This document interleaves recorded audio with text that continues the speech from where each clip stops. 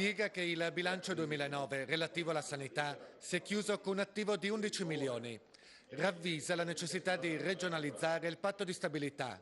Indica nel 17 luglio la data di inizio dei saldi estivi ed assicura che nessuna follia si consumerà per portare sul nostro litorale Miss Italia.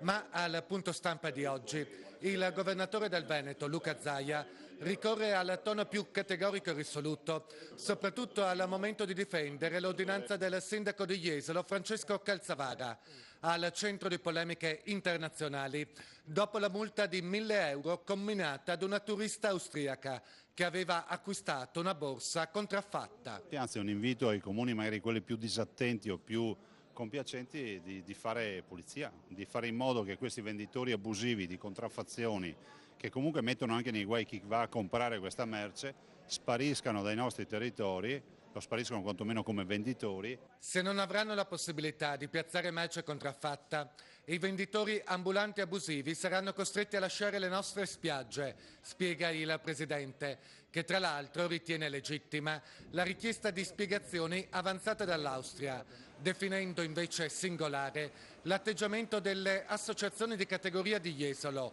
che prima si lamentano e poi si dicono pronte a pagare la multa alla turista austriaca. 6-7 venditori all'ora che passano a chiederti di comprare qualcosa. A me sembra strano che oggi si dica che questi venditori vanno bene in spiaggia.